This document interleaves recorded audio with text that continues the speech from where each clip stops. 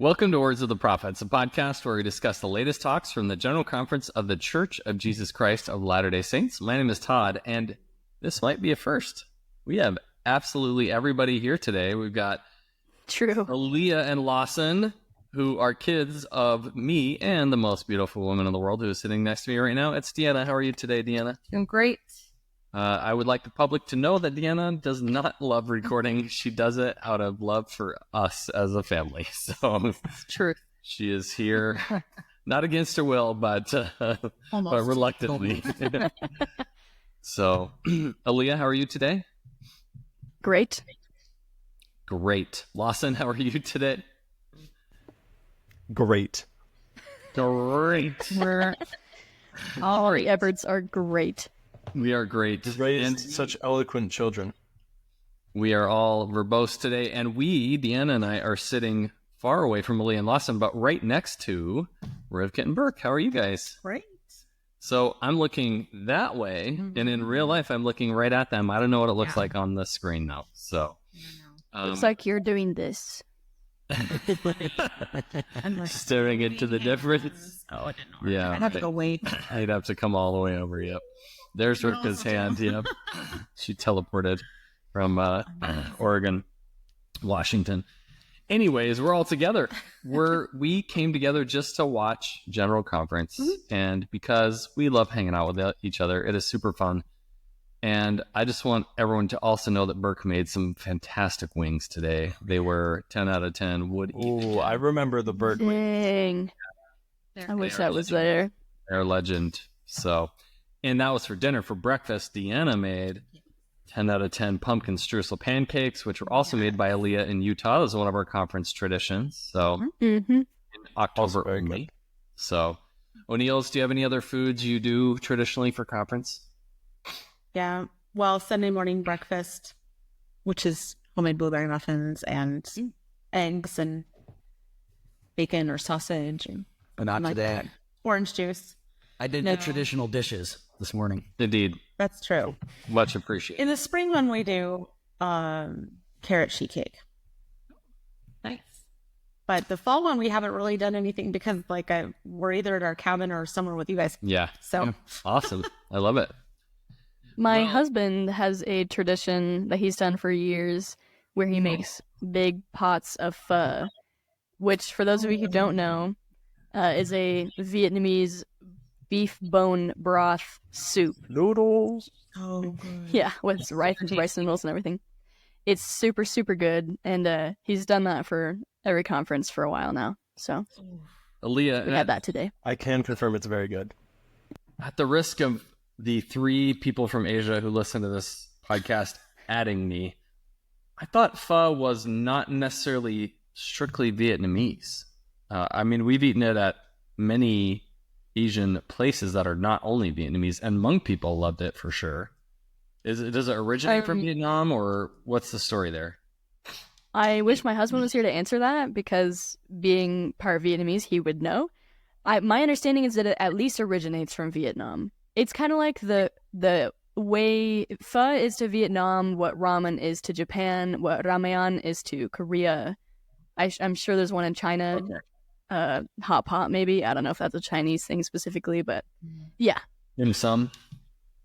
Mm-hmm. Okay, so your husband's palate is half Vietnamese and half of Whataburger is really... Yes.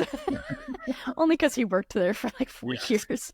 So, awesome. Well, we have yet to taste the legendary pho. I've tasted it. I Mom have has. yet to taste it.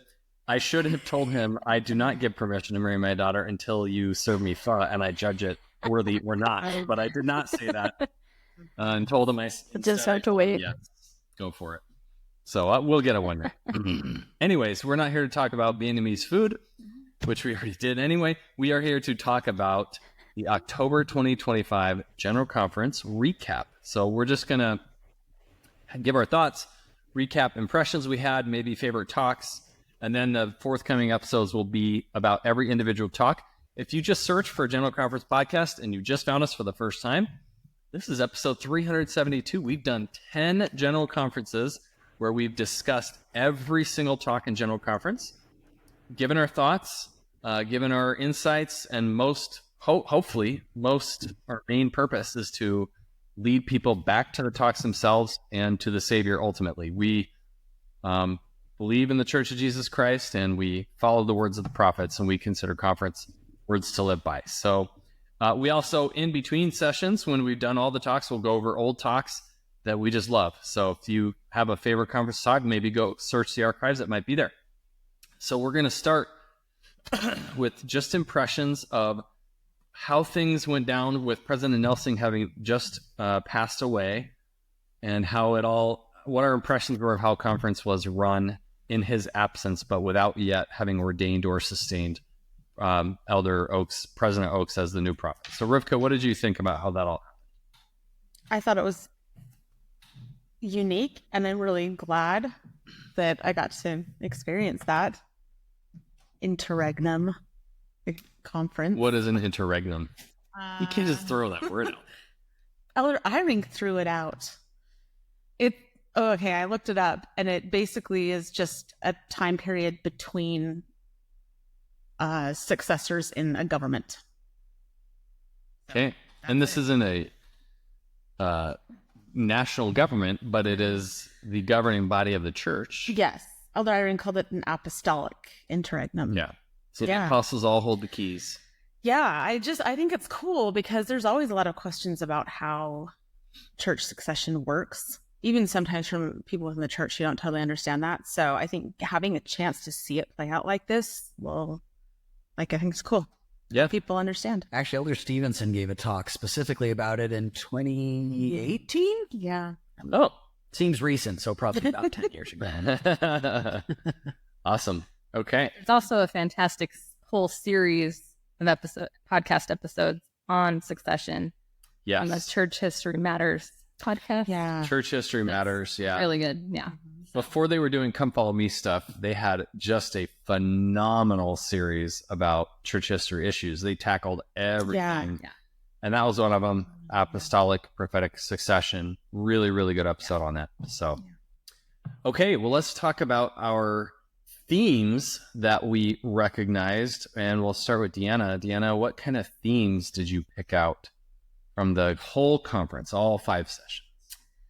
One that stuck out to me, and I'm sure this is because it's something I'm passionate about, but number of talks that highly, highly focused on agency, moral agency, and something I really loved is talking about how that moral agency comes with a responsibility to choose well.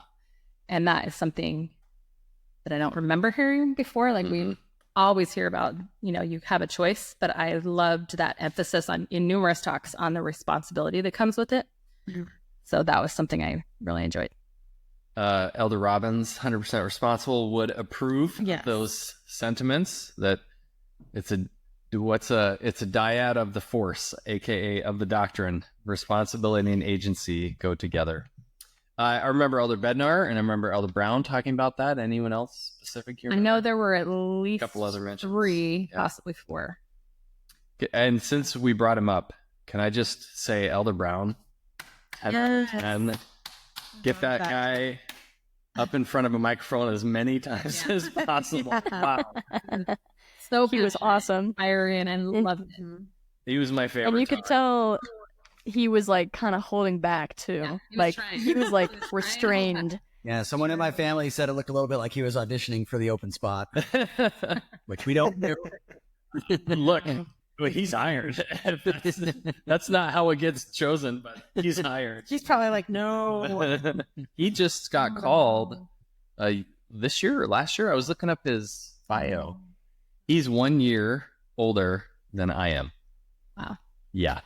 Looks 10 years younger than me, by the way. Oh my gosh.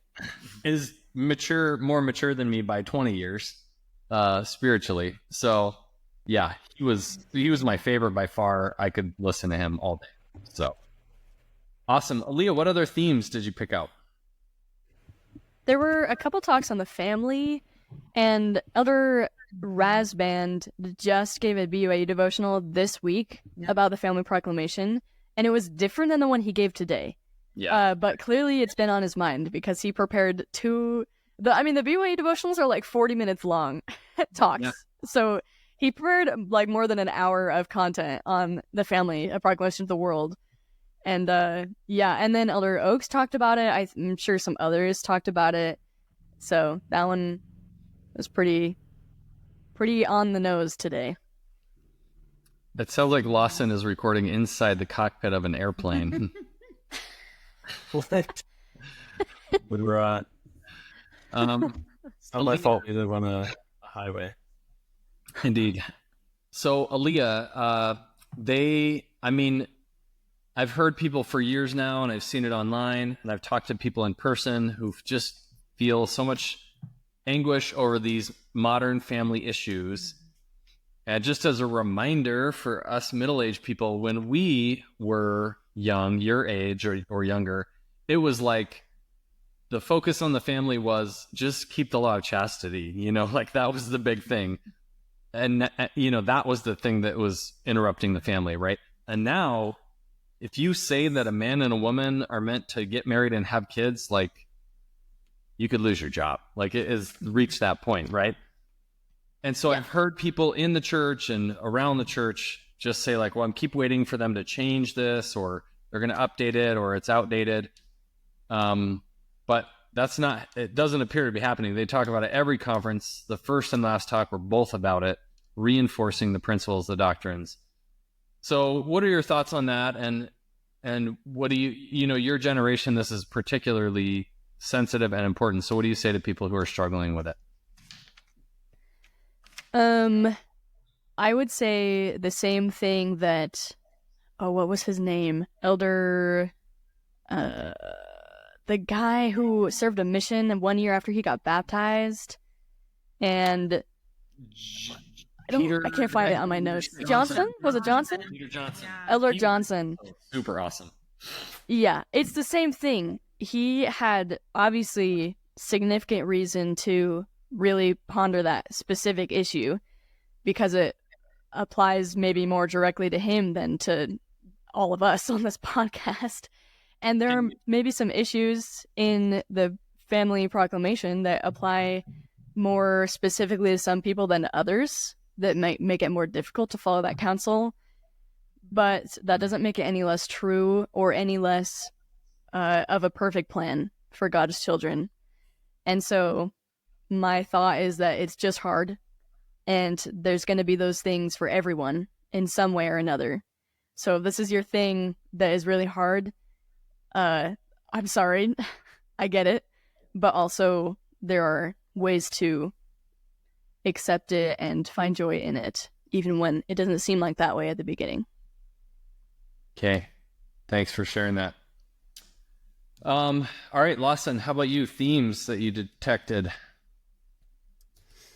Not to just parrot off of Alia, but the biggest theme that I kind of locked in on was also the family, especially Elder Oaks' talk at the end, just like constant. It feels like every conference Elder Oaks talks about it, even though he objectively doesn't.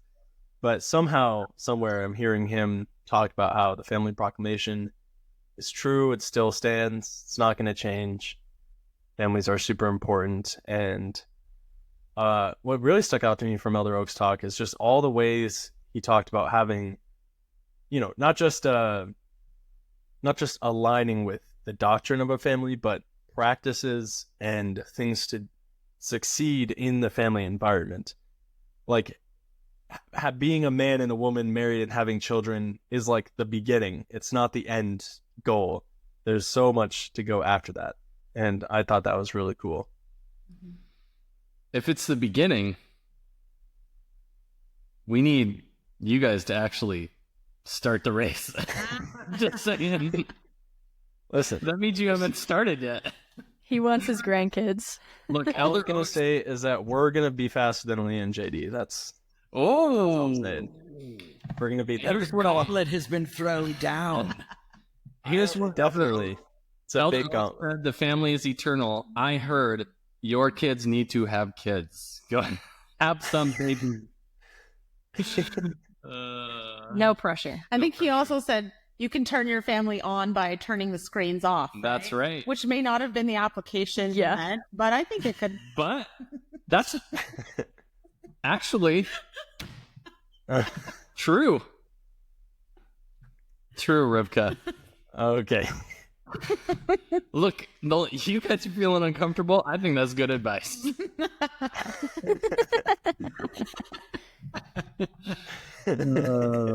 All right. Awesome. Look like checking out. Yeah. Alia and Lawson just muted, and they're done. We're gone. Since we're hanging on President Oaks' talk here for a minute, I can't remember ever seeing President Oaks so tender when he told that story and choked up and felt all that emotion about something that happened 86 years ago. He's 93. I mean, so long in the past, and it's still a tender spot in his heart. And to hear that and hear him talking about his single mother was just so powerful to remind us that these people are regular people, right? That he's the prophet or prophet soon to be. He's still a person, and he lived a life. So I don't know, Burke, what did you think about the tenderness of that part of his talk? I agree. He's brought up the circumstances of his youth a lot of times, but I don't think I've ever heard him talk about how he felt when he found out that his dad died. Yeah. The fact that it still hurts that long later. There are certain things in life that just don't get healed here. Yeah. They don't. So true. Anyone else have thoughts about President Oaks' talk? It was really powerful. Well, it's just nice now that he's next in line to be the prophet that he's going to lighten up and not be so direct about things. His usual directness and clarity. If you were waiting for different doctrine, keep waiting.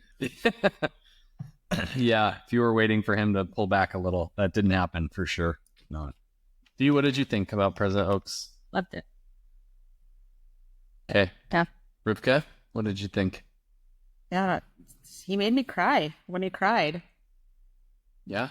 I mean, he did it a little bit too at the beginning of conference. He teared up just a little bit when he was talking about President Nelson. That was also so tender when he said how important President Nelson was to his life. Yeah. So I always enjoy seeing as that mantle comes on to the new prophet. Like, I just think it's very instructive and cool to watch as the Lord, as they take on that burden and that call, and how the Lord directs them in ways that sometimes, I mean, actually all the time, is not necessarily the way that they were, they speak differently, or they have a thing that is, I don't know, their base cause or work that they feel called to do once they get that. So I always think it's just a cool thing to watch. Yeah. Before we leave President Oaks' talk, Alia and Lawson, so putting aside me joking about needing grandkids, which is not a joke, which is not, I mean, it's between you and the Lord, but let's get the show on the road. He did specifically talk about having kids and how the trend is downward. How do you face that? You're young, you don't have a lot of money, you have lots of school and work to do. How do you make that decision, Alia? Well, like you said, it's between you and the Lord. And so I know people who are my age, who are partway through school, who are just as poor, and they're pregnant or have an infant or whatever it might be, and they just do it. And so obviously it's possible and even expected. So I think, but I also know people who are waiting until they're done with school or till whatever, or just waiting for maybe God to tell them, okay, now is the time, right? When it comes. So I think as long as you're okay whenever that call does come, then God will let you know. So being open to the Lord's direction. Lawson, you don't have to carry the child. So how is the decision for you? I mean, definitely it's something me and Kate are talking about, I don't know how much what I'm going to say now, but we have serious talks about this and whatnot. Yeah, I mean, you don't have to share anything you don't want to share, but just to general. Yeah, I mean, I don't have I'm not worried about myself.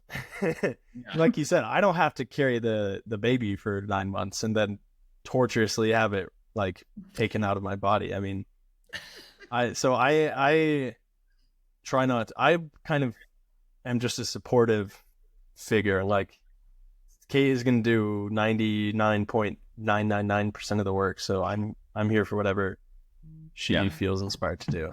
Yeah, and I think, like President Oaks is saying, like 100%, it's something you like consider your circumstances and listen to what the Spirit has to say and all of the things. And also, I feel like we should lean towards the side of multiplying and replenishing the earth usually. And like, it's the most sacred duty that you can have is number 1, to be a spouse, and number 2, to be a parent.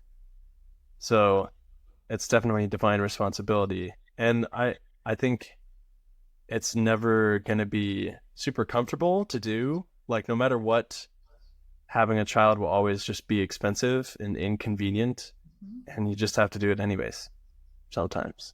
So yeah, that money won't be taken with you into the eternities, but that child will be. So indeed. Okay, well, fantastic. Let's move on from President Oaks. We still have themes from, let's go to Burke. What themes did you detect? Notice there was, as I've noticed in previous conferences, there was a lot of Jesus. Yeah. I was True. observant. No, but actually slightly more serious. I thought it was interesting, when Elder Oaks got up initially, he's like, yes, the prophet just passed away and we're not going to talk about it. Yeah. We're going to talk about General Conference because what's important is the gospel and what Christ has asked us to talk about. Yeah. And I really did appreciate that, to see, yes, we love the prophet and yes, we miss him, but that's not why we're here today. We're here to talk about the gospel. And the other scripture that came up twice, I should have looked it up so I had the reference for it, but it's the one from John where it talks about if all the works of Christ, were written down, they couldn't be contained in all the books or whatever. And what a great testimony that is, that we know so very little about what Christ did during his lifetime and the importance of continued revelation. Oh, that's a good point. Yeah, I like that.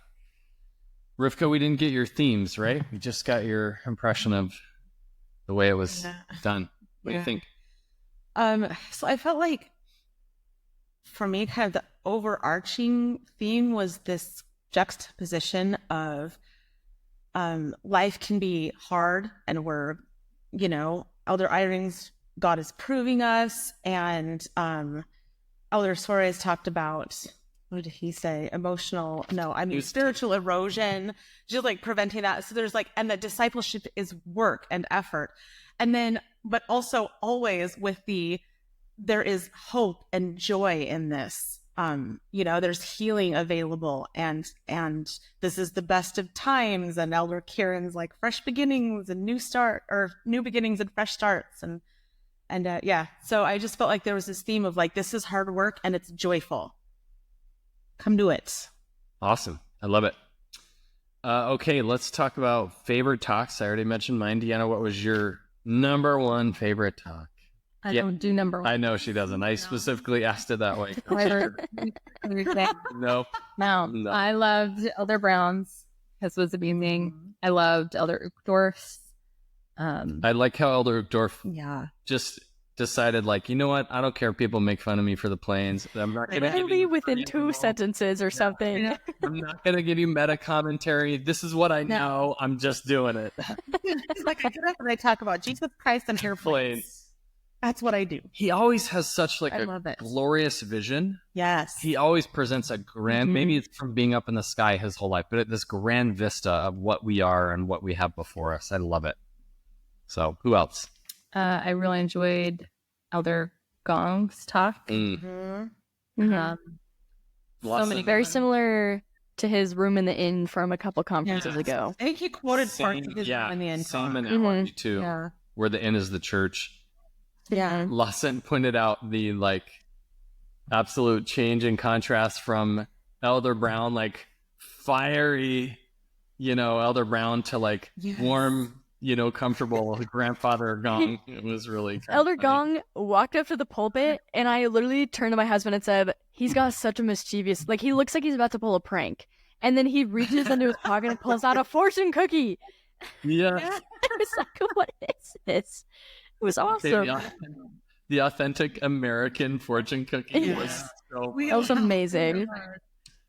Deanna, could you rank those in order of No. enjoyment, order of spiritual insight? No? I right. refuse. Yeah. Confused. But thanks for asking. Okay.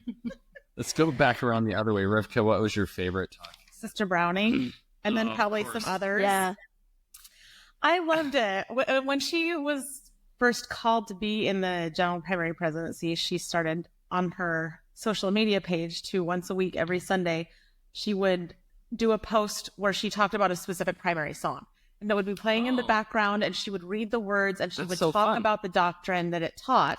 And she talked about doing all, like at the very beginning, about how she didn't grow up because she joined the church in her later teens. And so she didn't get to go to primary, and she didn't know a lot of the songs. And so she was studying them that way and sharing it with us. So when she gave this conference talk, I was like, yes, we've been doing this for like 2 years with her. So yeah. And I love primary songs. I loved them when I was in primary. I've loved them ever since. And so, yeah, Awesome. I really appreciated the way that she said, like, her idea that as children learn them, or as we did as children, how does that influence the way that we share the gospel, and live the gospel when we're adults, just talking about that there is real deep value in those primary songs. Yep. Loved it. She also specifically said that music and hymns were a normal and natural way. She said it in the context of primary children sharing their testimonies, but my job is sight singing choral music every day, and it gets recorded and then put into practice tracks so that choirs can use them. Probably a solid 80+% of the songs that I read every day are religious in nature. I get a lot of Christian, a fair amount of Jewish, and then like every once in a while something from Buddhism or Zoroastrianism or something. But it's super normal and natural. Like in high school, we sang majority religious songs, even if it was just Bach from the 1700s or whatever. Like it's very normal, even in a school setting, which is like civic and a government thing. But it's very normal and natural to sing and worship Christ in that setting.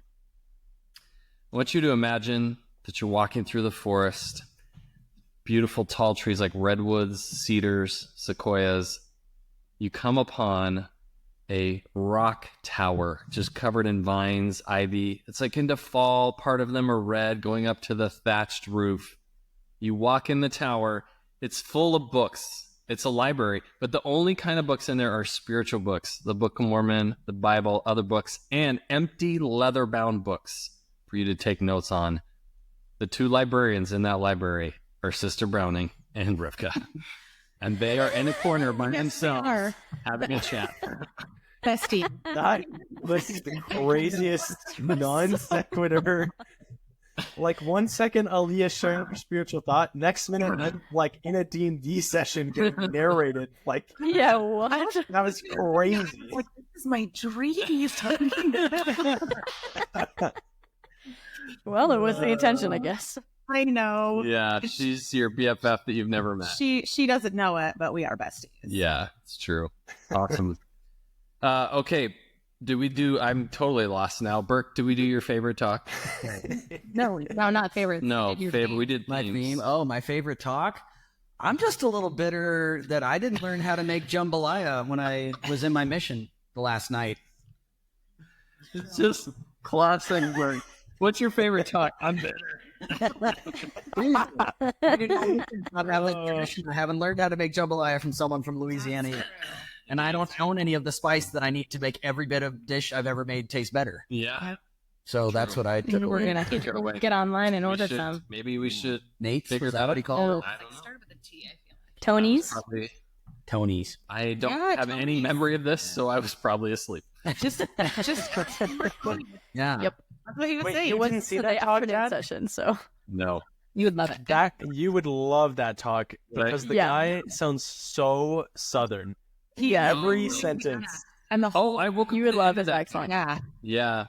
Yeah. My naps were shorter than So I've never really wanted to go back and serve a mission again because it was really hard and I was young and sick and it was really hard. But I would go to his mission Yeah. just a little bit so I could learn to make Go jambalaya. finish it there. Yeah, I'd go finish it there. Go for it. By the way, can I just say I love all the accents in conference nowadays. Yes. Yeah. There's a whole variety, and I love all of them. So, Alia, favorite talk? I loved Elder Yagi's. He talked about altars.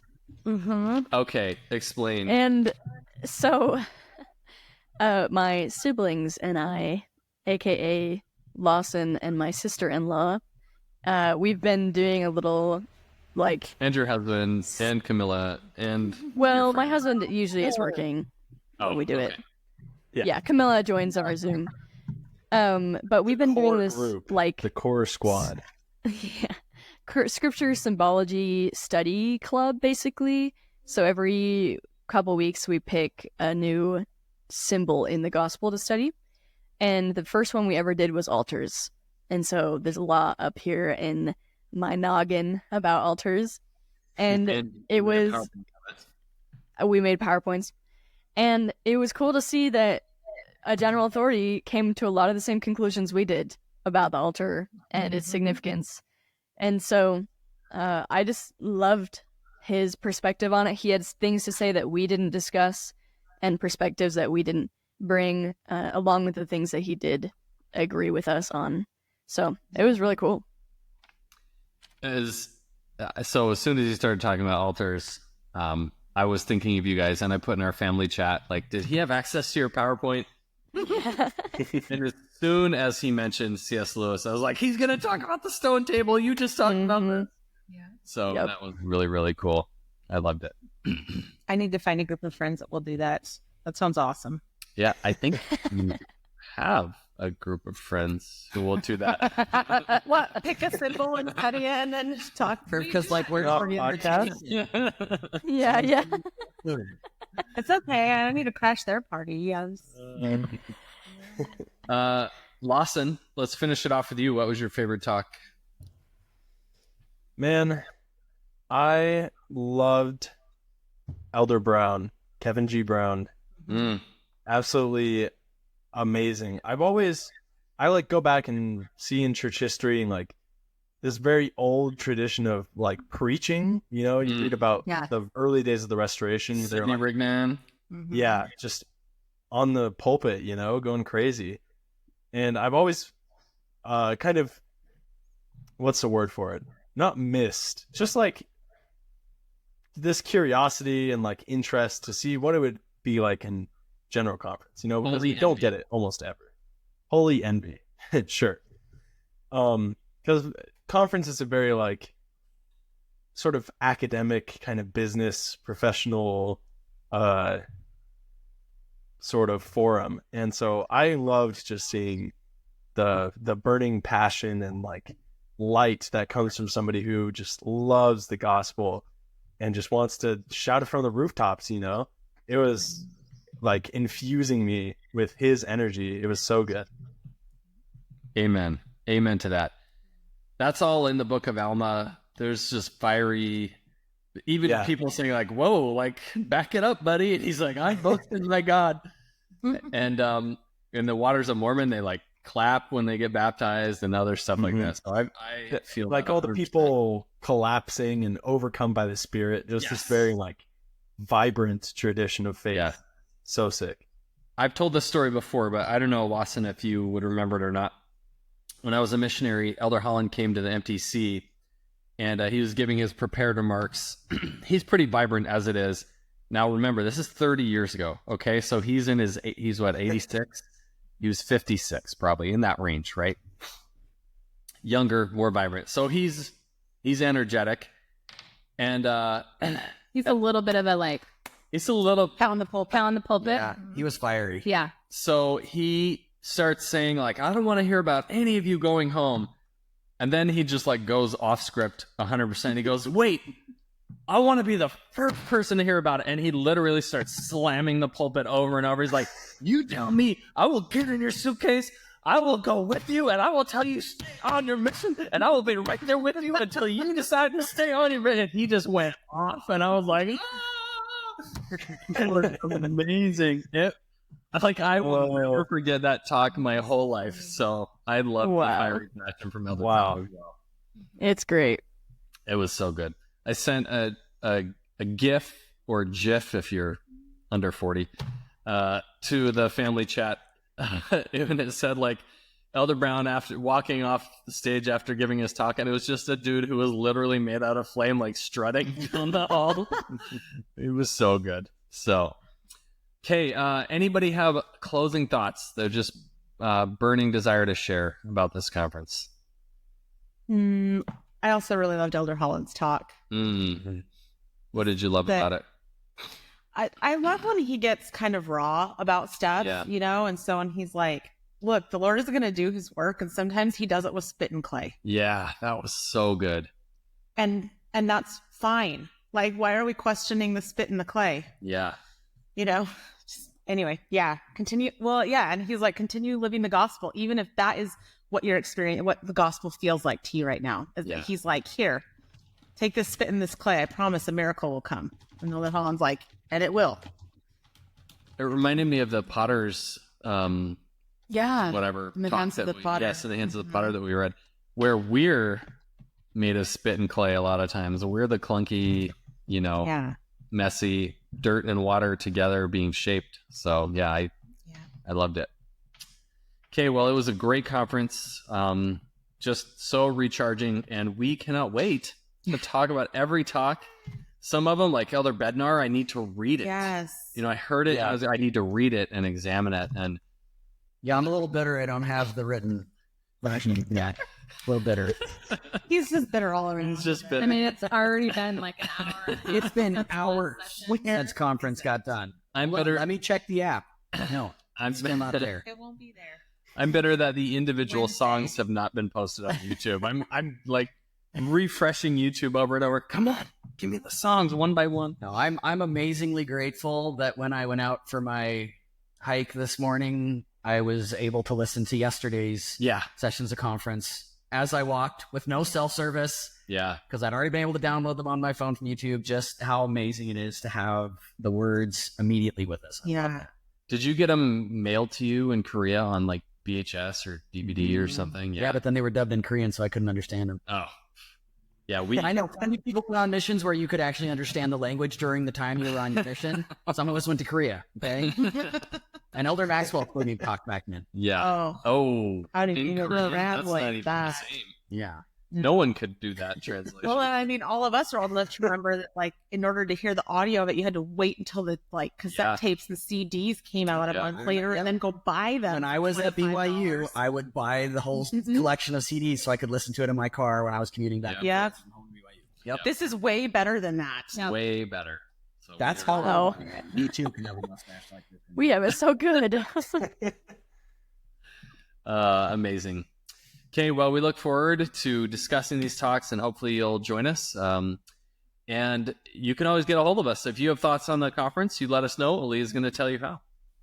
You can email us at wordsoftheprophetspodcast@gmail.com, or you can comment and message us at our Facebook, Instagram, and YouTube at Words of the Prophets Podcast. All right, so thanks for joining us today. And until next time, keep the faith.